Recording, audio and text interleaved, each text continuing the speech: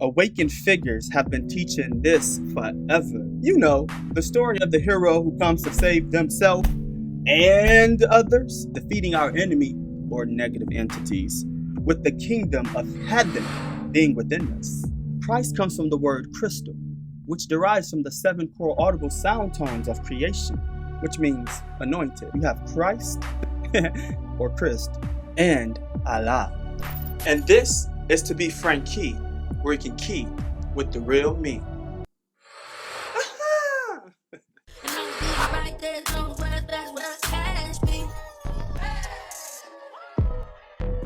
Please subscribe and comment so we can talk. So I started researching this thing that I kept seeing on YouTube called Christ consciousness.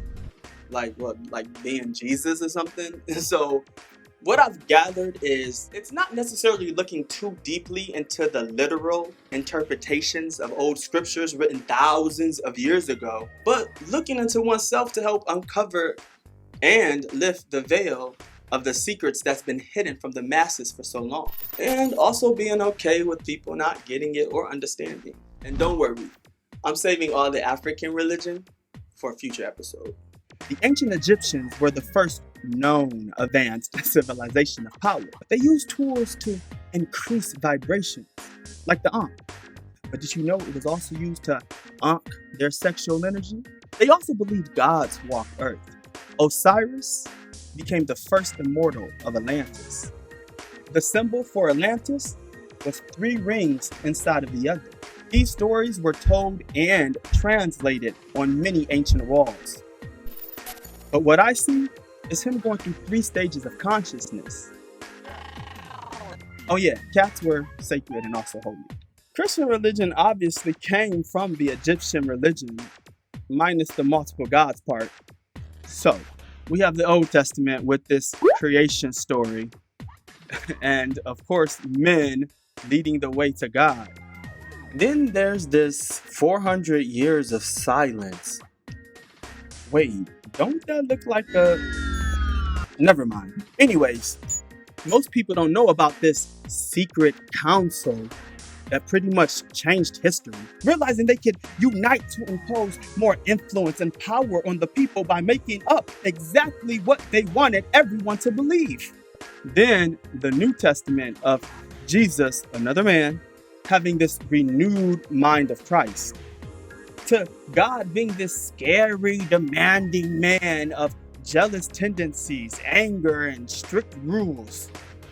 These interpretations were of a God having lower level of emotions from people at a lower level of consciousness. But institutions made it blasphemy to believe otherwise so they could control us. It is said lower consciousness is known as the reptilian mind. His name will be in their foreheads. Where's the pineal gland? We'll dive more into that in the next episode. Revelations, the second coming of Christ. To me, it's not about the end of the world, but the end of an old way of living and an old system that is no longer working, where most people tap into a higher consciousness, using the energy within us to rise and wake up to a new era. But y'all go ahead and keep blindly manifesting revelations if y'all want to, like some fools, especially with this coronavirus. Coronavirus! Coronavirus! I mean, I ain't worried. That karma showed your ass what a real national emergency is, huh? Why don't we take a moment and meditate silently? Old friend, we turn and salute you one last time.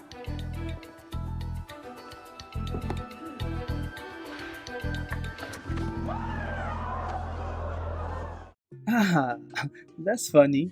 The original Lord's Prayer lines up with the 7 chakras. Though it is said they went back to discredit them. Arjuna yoga. Arjuna goes on the battlefield, he don't want to fight. He's like, I want to go meditate. Krishna said, chop them motherfuckers' heads off right now. Yoga originated from Hinduism over 7,000 BC. Practiced by Greeks and Persians They recognize other religions as equally legitimate paths to understanding yourself to represent the country and its people. There is no single founder, and they believe everything has a soul. They also believe in multiple deities like Shiva, paving the way for new beginnings, to Vishnu, the protector of the universe, with Dharma, and with their powers combined, a genderless God, still with the name man in it. It is said 108 is a holy number. So their holiest number is 108. Then we have Muhammad, the first prophet of Islam, which means obedience to Allah. He apparently hated Kaaba, so he slept in a cave, where one night an angel, Gabriel, says read. But there were no schools, so Muhammad couldn't read. But after that third time he said read, he learned the words by heart. So Muhammad travels to Jerusalem in a single night. Then he begins preaching about how Allah wants everyone to be treated fairly. His followers were called Muslims, someone who obeys Allah, and pray 5 times a day to Allah. Then, like most stories, the scary, war, fearful shit.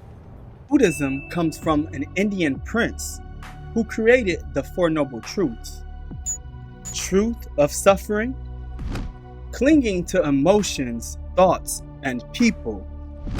Knowing we can overcome suffering in this life by achieving the following paths to truth. And one becomes a Buddha achieving nirvana. You know, a place of perfect peace and happiness. To me, it's less selfish and more about knowing oneself, knowing thyself.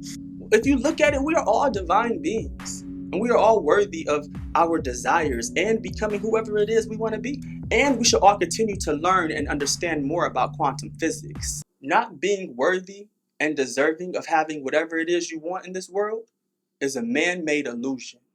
And if I was too frank, you'll be all right. Remember, it's from my point of view.